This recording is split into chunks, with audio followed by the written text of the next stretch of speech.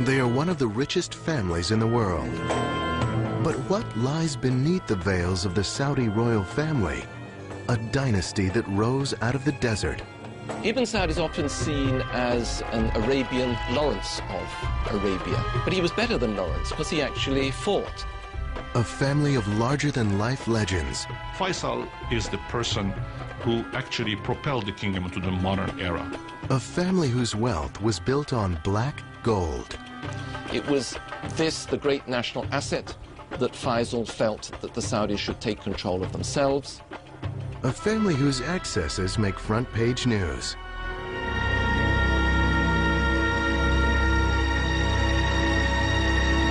The Saudi royal family has been an American ally for over 70 years.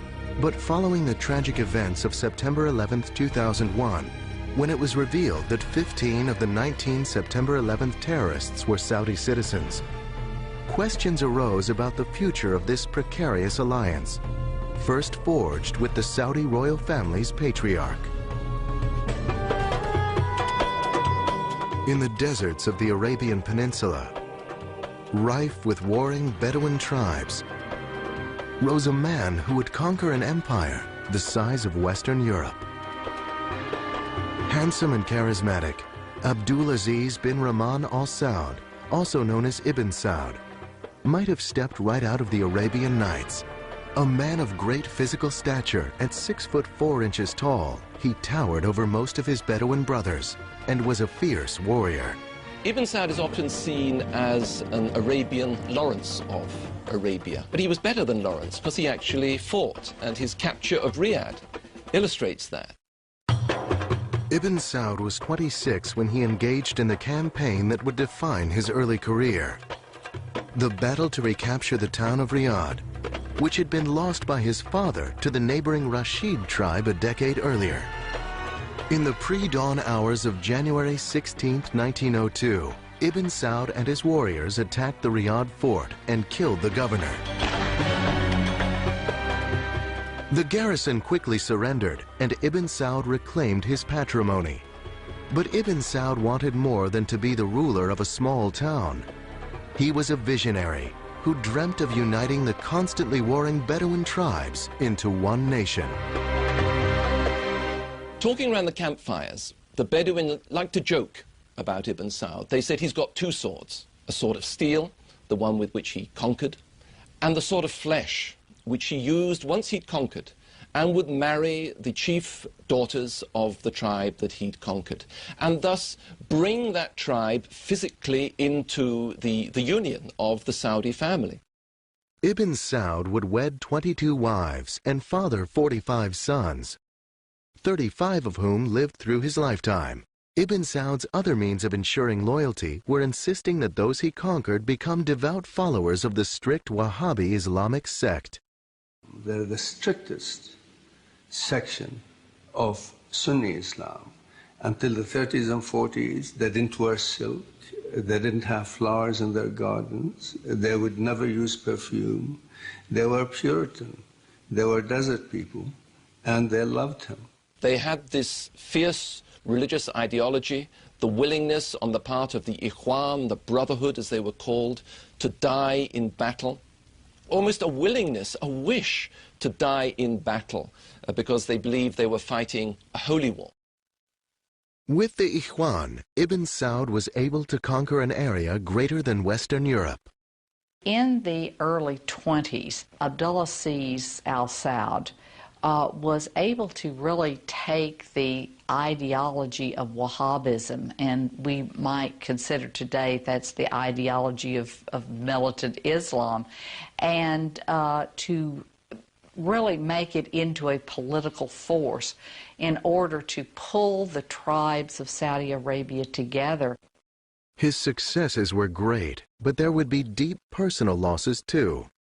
In 1919, at the end of the First World War, Saudi Arabia was struck, as most of the rest of the world was, by the terrible influenza epidemic. They couldn't get medical supplies to Riyadh fast enough to save his wife, one of his most dearly beloved wives, and also his son, Turki, who was particularly admired by everybody who knew him as a future leader. It was a devastating loss.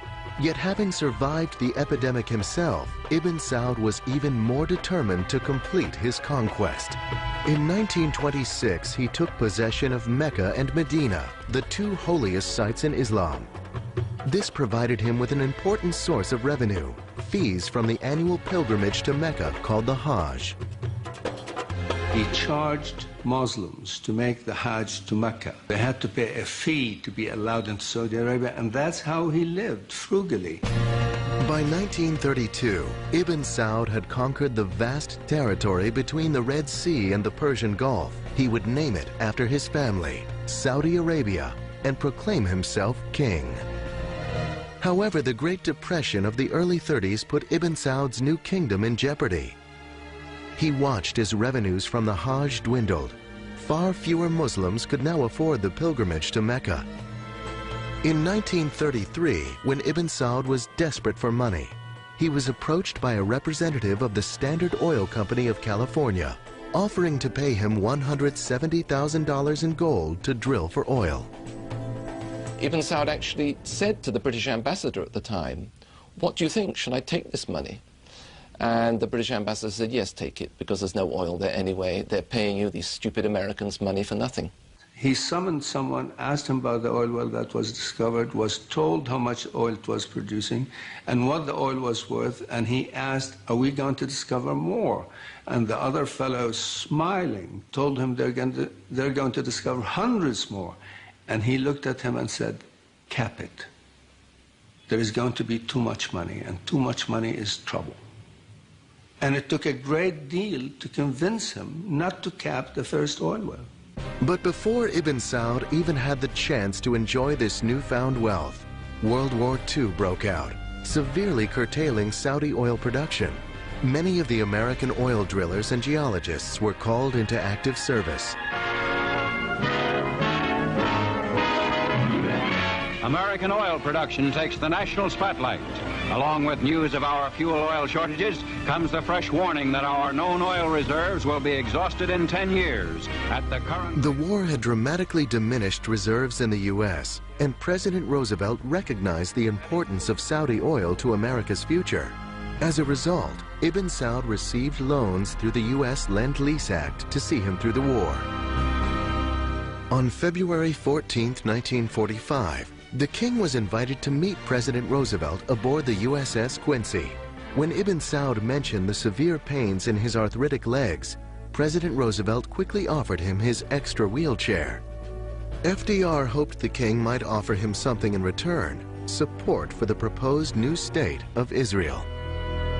This is something that Ibn Saud, along with all the other Arabs, had opposed strenuously. Roosevelt explained the terrible circumstances of the Holocaust and how badly the Jews had been treated by Germany and needed a homeland of their own. And Ibn Saud looked at Roosevelt straight in the face, apparently, and said, yes, it was a terrible thing. So why wouldn't the Jews be given a bit of Germany for their homeland? Because it wasn't the Palestinians who had ever done any harm to the Jews. The king received a promise from President Roosevelt that he would continue to be consulted on the homeland issue. But President Roosevelt died 2 months later, and President Truman later supported the UN resolution for the creation of the State of Israel without consulting the king. While there were some who felt, especially the oil people, that the king, the old king, might retaliate by canceling the oil concession, he made it very clear to us that he was not going to do this. And so the question of Israel became an issue on which we in effect agreed to disagree. With the end of World War II, drilling resumed in Saudi Arabia. American firms have opened new fields abroad. Of these, one of the biggest and most important is Saudi Arabia. Beneath its blistering sands lies a near ocean of oil, whose potential reserves are estimated at 150 billion barrels. Standard Oil of California joined Texaco and Standard Oil of New Jersey and New York to form Aramco, the Arabian American Oil Company. With more capital for exploration, oil money came pouring into King Ibn Saud's personal treasury. This was a personal license to drill oil that Ibn Saud had granted in his lands. It was his money. And to this day, there is a sense in which the House of Saud consider the oil to be their own personal property. The sudden influx of oil revenues means a new role for King Ibn Saud. In time, the vast wealth produced would transform Saudi Arabia from one of the poorest nations in the world into one of the richest. It would also have a dramatic impact on the lives of the royal family. After World War II, millions of dollars began pouring into Ibn Saud's royal purse from the black gold lying beneath the Arabian desert. He had a lot of charm, personality, charisma. Nestor Sander, now 87, was a young paleontologist with Aramco when he met Ibn Saud. They drove into the camp there with this big black Chrysler sedan with these two big Somali slaves on either running board with a rifle and the red robes, and they were very fancy looking. That evening, the king gave a dinner for 40 Aramco employees. I looked at him and, you know, he had this patch over one eye. You never find a picture of him with a patch over his eye. This black patch was on his left eye because in 1923 and 24, he'd had erysipelas, and the erysipelas had destroyed the vision in the eye. Ibn Saud had provided a feast fit for a king. He was always very generous and made sure the tribes in his extended family were well taken care of. He gave them money, and of course when the oil came, he gave them more money. He saw to it that every tribe was happy. He saw to it that they would follow him without question. As well as spending money on the tribes, the king also enjoyed treating himself to the latest inventions, like the telephone. And he could be inventive when he ran into religious opposition. Ibn Saud arranged a special demonstration of how the telephone could work. And he had it call up a distant town. And he said to one religious sheikh, well, why don't you speak on the phone and see what you can hear at the other end? And at the other end, Ibn Saud had stationed another religious sheikh. And so when the religious saw that this work of the devil could in fact be used to make their own communications easier, they changed their mind. But by the early 50s, the king's health was failing. He had severe arthritis, was blind in one eye, and was scarred from his many battles. Knowing that his health was failing, Ibn Saud made sure his kingdom would stay in the family. In the last years of his life, Ibn Saud relied very strongly on his two eldest surviving sons, Saud and Faisal. But most people who knew the two brothers knew that the second brother, Faisal, was the one who really had it in his head, the one who had the political ability. And so, before he died, Ibn Saud is said to have brought the two brothers together and asked that although one would obviously become king, that was Saud, and the younger one, Faisal, would become crown prince, they should see themselves as a partnership and should work as a team. On November 9th, 1953, Ibn Saud died in Faisal's arms at the age of 77. He was laid to rest in a simple, unmarked grave in keeping with Wahhabi tradition, which prohibits elaborate rituals. The simplest of ceremonies for a man they called the Lion of the Desert. He wanted to attain modernity for his people while keeping his society as it was in the earliest days of Islam. This is a tall order, but it's a formula that he perfected and that enabled Saudi Arabia to maintain its puritanical religion and at the same time accept modernity that has come through to this day, I believe. And I think that was it showed amazing vision on his part. Yet only a decade later, his son, King Saud, would come dangerously close to destroying everything his father had achieved. Saud was known as a mismanager. He was not what we would call a successful manager by modern standards. The country ran into huge deficits. He had a reputation for being more interested in the leisurely lifestyle than in the running of a country. King Saud turned out to be the most disastrous of the kings. No one has ever been quite able to figure out what he was motivated by, other than his own personal pleasure. Saud eventually built 10 palaces and in 1 year ran up $5 million in food bills alone. He gave solid gold watches to visitors with his portrait. They became known as Mickey Sauds. Even with millions in oil money pouring into the treasury, the lavish lifestyle of the king had put the country in debt. The royal family was upset with his excesses and also with his support for Egypt's president, Gamal Nasser.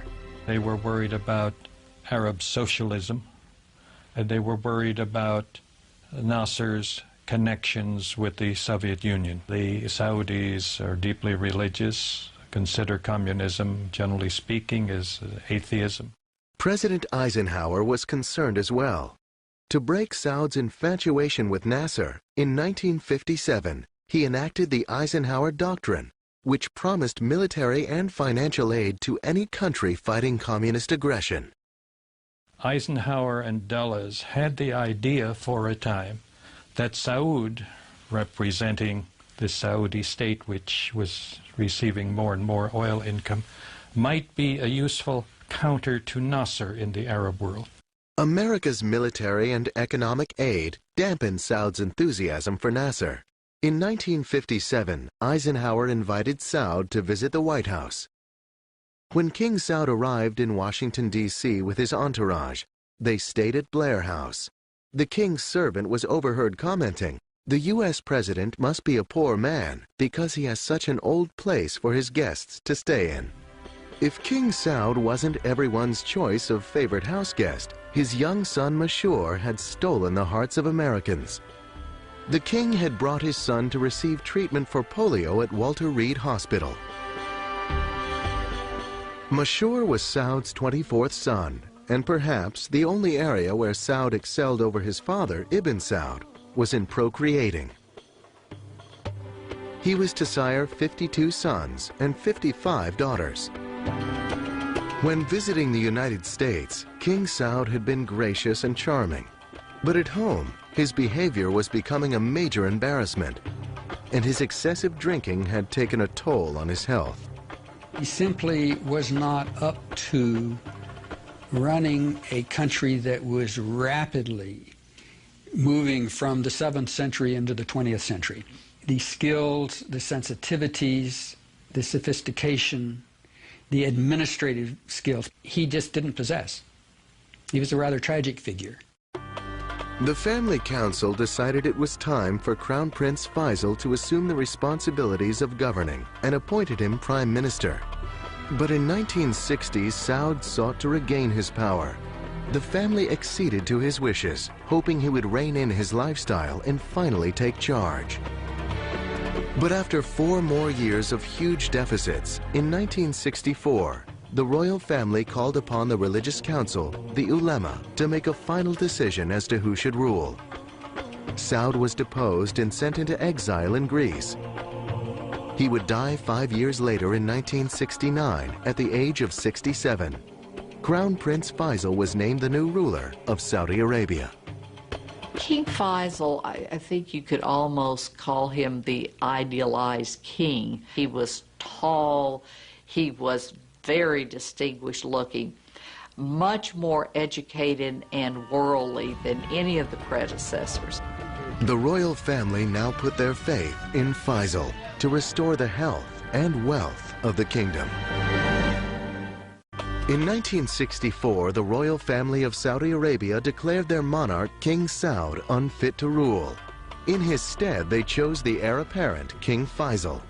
Personality-wise, they were so different. Intellectually, they were so different. Saud, the last thing one would ever have said about him was that he was an intellectual. That wasn't his interest. Faisal was very well read, paid attention to all kinds of things. He was a very wise, able man. Faisal had been groomed all his life for the top spot. As a young boy of 14, he was singled out by his father, Ibn Saud, to make a trip to Europe. When he was only 25, his father appointed him foreign minister. He was a very modest, a very humble man. I remember his once saying to me, one should always listen twice as long, twice as much as one talks. In 1945, he was in his late 50s and had left his down to earth, extremely willing to fit in. Mayboy life behind. I understand that when he was a young man, he was a bit of a libertine at times. I can't say how much or just where, but that was what the stories were. Certainly, by the time I knew him, he was anything but. Faisal's first challenge was to save a failing economy. He initiated tough reforms, warning princes that they'd have to tighten their belts and lower their expectations. He initiated an ambitious 5-year economic plan, building schools, hospitals, and irrigation projects. Faisal, more than any other king in the kingdom, is the person who actually propelled the kingdom into the modern era. And he did it even to the risk of bringing television into Saudi Arabia. There were actual demonstrations against this wicked Western invention that would bring these ghastly soap operas showing the decadence of the West into the Holy Land. King Faisal insisted that this was an innovation which, under control, could actually enhance education and pushed it through. Faisal was a tough taskmaster, but he was equally demanding of himself. The man would work 12 to 14 hours a day, receiving petitions, seeing foreign diplomats, meeting with his cabinet. So he was unlike any other Saudi ruler I have known. He was a creature of work. Faisal had already begun initiating reforms when he was the prime minister under King Saud, including eliminating slavery in 1962 when pressured by President Kennedy. President Kennedy supposedly said to Faisal, Your Majesty, you're going to deny this, but there are slaves in your country, and I want them freed. And they were freed as a result of this meeting. He was the cleverest king they ever had, and in some ways revolutionary. And I'll give you an example. Girls' schools didn't exist until Faisal became king. And when he opened the first one, there were a lot of protests from the ulamas and everybody else. They wanted to tear it down, and he stood his ground and got away with it. Faisal understood the need for keeping the Bedouins and the religious leaders happy, and he fully enjoyed taking part in traditional Bedouin customs. Faisal had no difficulty dealing with the religious sheikhs because nobody could say that Faisal was not a holy man, rather an austere character who rejected big plush bedrooms to sleep on a simple bed. By the 1970s, the economy was on the upswing. The demand for oil had exploded. Everything seemed possible. I mean, it just seemed a cornucopia that, you know, was going to be there forever. In 1974, Faisal directed his oil minister, Sheikh Yamani, to negotiate a 60% ownership of Aramco. Saudis started to run the oil fields. It was this, the great national asset, that Faisal felt that the Saudis should take control of themselves. It jerked Saudi Arabia out of this medieval past and threw them onto the center of the world stage because they were producing so much oil, so much money was coming in that they had to spend this money in order to keep the international economy going. Saudi Arabia seemed an oasis of prosperity and tranquility in the volatile area of the Middle East. In 1967, the six-day Arab-Israeli War broke out. He felt very deeply about Israel, very strongly about that. He always insisted he was not anti-Semitic, anti-Jewish, but he was anti-Israel. Again in 1973, fighting erupted. Egypt and Syria attacked Israel. During the hostilities, President Nixon promised Faisal he would be even-handed, but then approved a $2.2 billion military aid package to Israel. Faisal was furious. Having gotten this message that we're going to be even-handed, and 2 days later saying, and we're going to give $2 billion to the Israelis for military aid, was a breach of trust, personally. I think he took it as a personal breach of trust and reacted accordingly. And it was at that point that something in Faisal snapped, and he gave way to a very strong feeling that was generated by those around him, that the power of oil held by the Arabs should actually be used in this war. On his initiative, Saudi Arabia and the other OPEC nations declared an oil embargo against the United States. It was the only card he had to play. It was the only weapon he had in his arsenal that he thought would make an impact on America. Now, it did make a big economic impact on America, but it certainly didn't change American policy. In 1975, Faisal was at the height of his popularity throughout the Arab world. Then, on March 25th, he attended his weekly majlis, or public audience, for those petitioning the king for favors. Suddenly, a young man rushed towards him. A gun discharged, and the king slumped forward. Faisal had been assassinated. The assassin, Faisal bin Musaid, was King Faisal's own nephew, seeking revenge for his brother's death. The assassin was the brother of a rather unstable prince who had been involved in demonstrations against the new television stations. Faisal had ordered troops to suppress these demonstrations. They had exceeded their warrant. They had shot a number of the demonstrators, including this young man. I was so horrified, still am, to think a man of that caliber, a man of that dream, a man of that desire to make things better had to reach such a horrible ending. When Faisal was killed, Saudi Arabia genuinely went into mourning. You know, the man who made sense and finally became king is gone. They knew nothing like him from within the family. They respected him. Only 3 months before he was killed, Time magazine had named King Faisal Man of the Year. Faisal's murder was the second severe shock to the House of Saud in only a decade. The royal family once again had to decide who should lead this vast and complex country.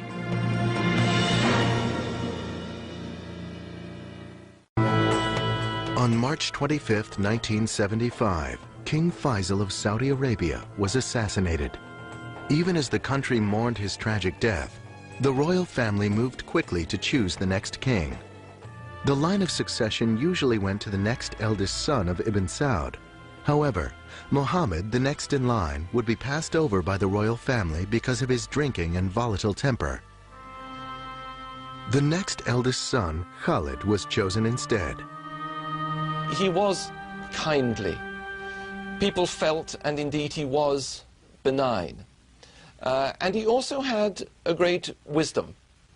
And he had this very important role of dealing with the conservative religious sheikhs. He certainly had the down-home touch. Most Saudis regarded Khalid as a very loving uncle. Khalid was more of a caretaker king, unlike Faisal, who was always busy running a government. Khalid was much more comfortable in the tribal environment.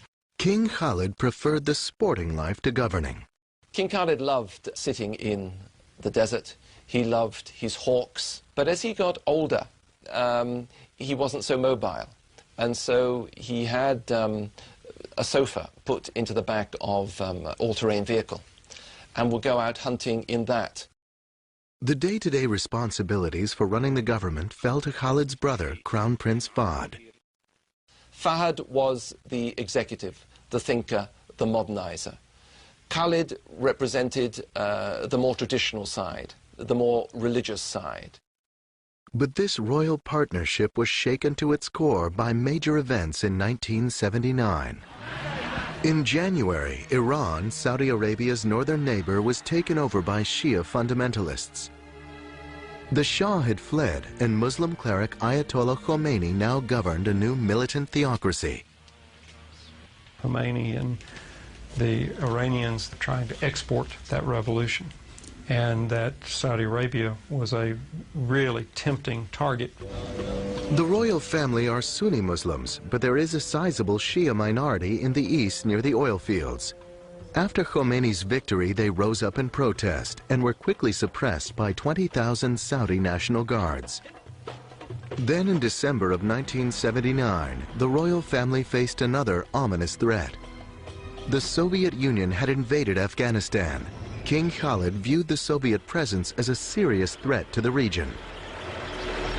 The Soviet Union was seen as godless. It was godless, and therefore a direct threat not just to Afghanistan but to the whole Muslim community.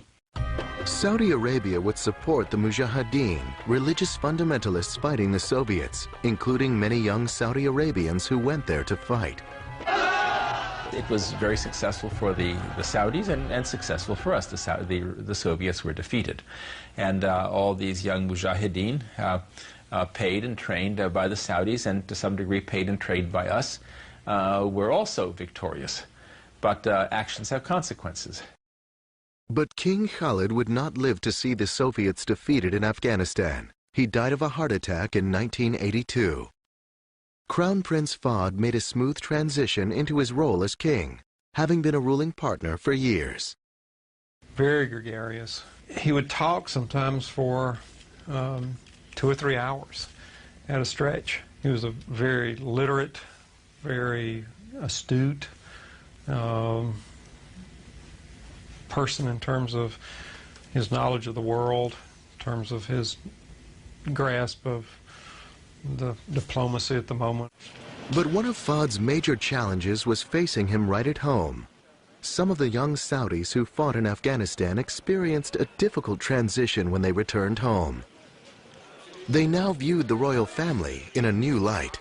How do you get them back on the farm after they've seen Paris? I hate to describe Kabul as Paris, but you know, how do you reintegrate young warriors when they come back victorious from a war? They looked and they saw, instead of a country ruled by shepherd kings living austere Muslim lives, they saw a country that was run by and for the benefit of the royal family, and where there was a gap between what the royal family said and what it actually did. While the king and royal princes, now thought to number at least 5,000, still claimed to be devoted followers of the strict Wahhabi sect, their opulent lifestyles seemed a contradiction. When Fahd was crowned prince, he lost $6 million in one night of gambling in Monte Carlo. As king, Forbes magazine estimated his wealth to be about $30 billion. He built several palaces, but his favorite getaway would be an expansive estate in Marbella, Spain, with 2 yachts moored offshore for partying. But the good life does have a price. The king's weight would balloon up into, you know, well over 200 pounds and perhaps a good deal closer to 300 pounds. And then he would go on these crash dives. But pretty soon you'd see him, and even in the flattering, concealing garments that Saudis wore, you could tell that there was a lot of king there beneath these garments. I think it added to the way people saw him as someone who was not as self-disciplined and with the same inner checks that someone like Faisal so totally had. Many of the princes live as splendidly as kings. Prince Al-Walid, grandson of Ibn Saud, the founder of Saudi Arabia, is one of the richest men in the world, worth about $20 billion. The prince enjoys showing off his $100 million palace with 17 dining rooms, 12 elevators, a private screening room, movies are forbidden in Saudi Arabia, and his own stuffed zoo. This flaunting of wealth did not sit well with Saudi fundamentalists who returned from fighting in Afghanistan. They viewed the Saudi dynasty as decadent and corrupt. Fahd's smooth transition to power was turning into a bumpy ride, as threats, both internal and external, began to plague his reign. You had this population explosion, more and more people who were needing education and needing health service and needing housing and needing jobs. And the Saudis just were not producing the jobs that they needed in order to keep the population, satisfied. In 1990, the Saudi royal family would confront an even more ominous threat. Saddam Hussein of Iraq invaded Kuwait, a neighbor to Saudi Arabia. King Fahd feared Saudi Arabia might be his next target. In 1990, in a surprise attack, Iraq invaded Kuwait. King Fahd of Saudi Arabia feared his kingdom might be next. The king had enjoyed a close relationship with the U.S., but it would be tested during Operation Desert Storm. Along comes Saddam, scaring the daylights out of the Saudis. This is sort of like their nightmare about Khomeini, but having gotten a lot closer and gotten a lot bigger and nastier and more threatening. King Fahd gave President Bush permission to station U.S. troops in Saudi Arabia for Operation Desert Storm. But other Saudis weren't happy with that decision. Even taxi drivers tell you, we have spent hundreds of billions of dollars buying arms from the United States. Now, we're paying the United States to come here to protect us. We're paying twice. Why is this happening?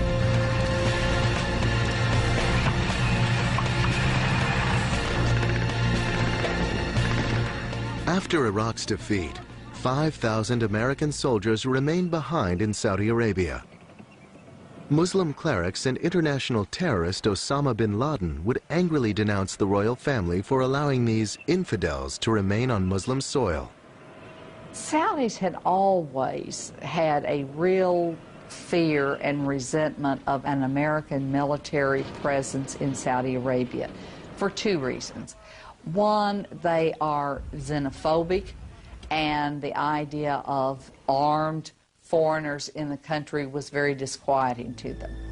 Another thing that was of grave concern to them was that they consider Saudi Arabia to be sacred soil because it is the place where Mecca and Medina are. In November 1995, angry rhetoric turned to violence. A U.S. training mission in Riyadh was bombed, killing 5 Americans. The following year, another devastating attack. A U.S. military housing complex in Dhahran. 19 Americans were killed. King Fahd claimed to have found and executed the guilty terrorists, but FBI agents complained that they hadn't been given access to the investigations.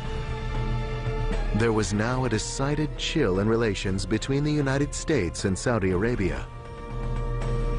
Internally, King Fahd faced other problems. He had anteed up the major tab for Desert Storm, about $55 billion, and the economy was suffering. Yet he chose not to cut back on princely stipends or commissions. Rather than reining in the royal family, he more or less just let them run wild. I think Fahd really was breaking the commitment to what I might call social justice in Saudi Arabia and allowing the elites to amass great wealth. In 1995, during this period of growing discontent, King Fahd suffered a major stroke. Since then, he hasn't been well enough physically or mentally to run the government. Crown Prince Abdullah has been running the government and will become the next ruler of Saudi Arabia when Fahd dies. Abdullah is the right man at the right time. He has maintained his ties to the traditionalists. He is very well respected by all Saudis as being pious, uncorrupted, and he has really stepped in and began to, cut down on the prerogatives of the royal family. Abdullah is well aware of the challenges facing him at home. And internationally, Saudi policies were being questioned since the revelation that 15 of the 19 terrorists who attacked on 9/11 were Saudi citizens.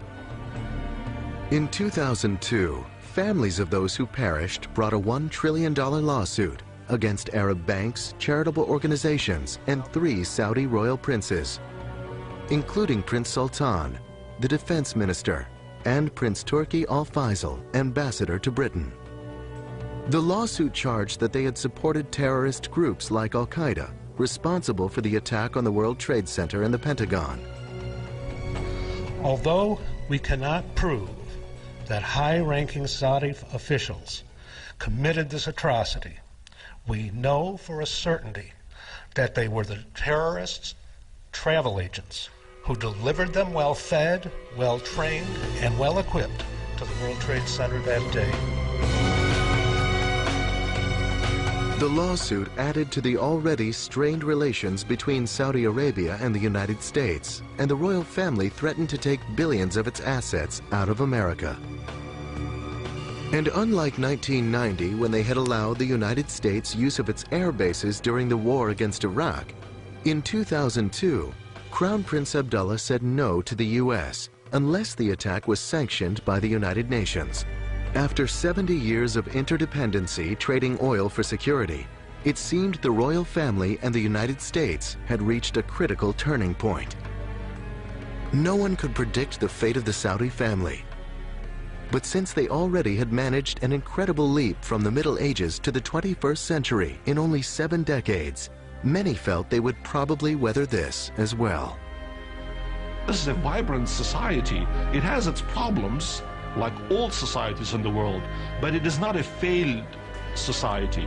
It is experiencing growing pains, but it is a society that will certainly endure.